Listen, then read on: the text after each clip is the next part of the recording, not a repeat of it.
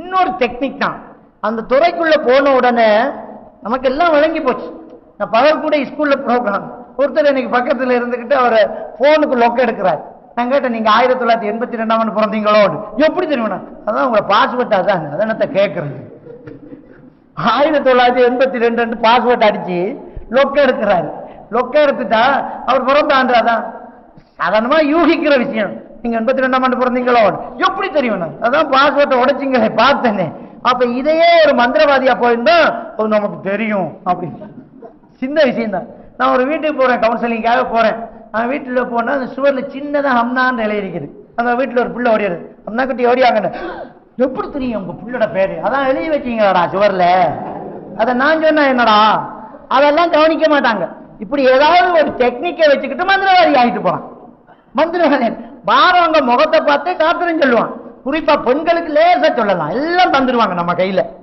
பெண்கள் இருக்காங்கல்ல, சிம்பிளா அவங்கள அறியாமலே குடும்பத்துல என்ன பிரச்சனைங்கிறத லேசா எடுத்துடலாம். ஐயோ நம்புன்னு சொல்லிடுவாங்க. ஒன்றை மட்டும்தான் கிளிக் பண்றது. கிளிக் பண்ணிட்டா மத்த எல்லாம் தந்துருவாங்க. ஒரு வீட்டுக்கு போனா மௌலானா கிட்ட இருக்கும்போது, பாகிஸ்தான் மௌலானா கிட்ட இருக்கும்போது ஒரு வீட்டுக்கு போறேன். விருந்து எல்லாம் வச்சு நம்மளை கூப்பிட. எதுக்கு விருந்து வைக்க? அந்த வீட்டுல ஒரு நோயாளி இருக்குது, அதுக்கு தான் கூப்பிடுறாங்க. எல்லாம் விருந்தெல்லாம் வச்சாச்சு. அப்ப நான் உழு செய்யணும், எஷா தொழணும். அவ உழு செய்யறதுக்கு பாத்ரூமுக்கு போனேன். அந்த பாத்ரூமுக்கு போனா அந்த பாத்ரூமுக்கு ஆங்கர்ல சின்ன பிள்ளைகள சட்டையெல்லாம் கொழுவி காயுது. சரி, ஒரு தகவல் கிடைச்சிருக்குது. இந்த வீட்டுல அண்மையில் ஒரு குழந்தை பிறந்திருக்குது. எப்போ 4 வருஷத்துக்கு முந்தின உள்ள சட்டை இப்ப கழுவி காய வைக்க மாட்டாங்கல்ல, பயன்படுத்துறதான் கேட்பாங்க. சின்ன சட்டையா கிடக்கு, எல்லாம் 1 மாசம் 1.5 மாசமா தான் இருக்குது, பரவாயில்ல. அப்ப இந்த வீட்டுல குழந்தை பிறந்திருக்குது. ஒரு தகவலை எடுத்து வச்சுக்கிட்டு வந்துட்டு, அவ்வளவுதான். அதை வச்சா டெவலப் பண்ணுவேன் நான். அப்படியே உட்கார்ந்துக்கிறேன். இவ சாப்பாடு கொண்டாந்து வைக்கிறா, டீ கொண்டாந்து தரா. அவ பிளவுஸ் சாரி கட்டுவாங்க சில ஏரியாக்குள்ள. அந்த பிளவுஸ்ல வெயிலுக்கு மங்கி போயிருக்கும், ஆனா உள்ளுக்கு புதுசா தான் இருக்கும். அதை பிரிச்சு பெருசாக்கி இருக்கிறாங்க. இந்த பிளவுஸ் சட்டைய பிரிச்சு பெருசாக்கி இருக்காங்க. பெருசானா அந்த தச்ச இடத்துல இருந்து புதுசு தெரியும் இல்ல, அதையும் கண்டுக்கிட்டேன்.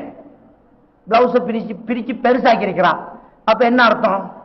இந்த சாரி வேண்டி பலதாரத்துக்குள்ள இவ கொளுத்திருக்கிறான். அவ்வளவுதான். 2 தகவல் போதும். இது 2ம் போதும். இங்க நான் தான் தங்கள் வாப்பா. அவ்வளவுதான். இனி எல்லாம் சாப்பாட்டு முடிஞ்சாச்சு. சோத்துட்டு இருக்கிறாங்க.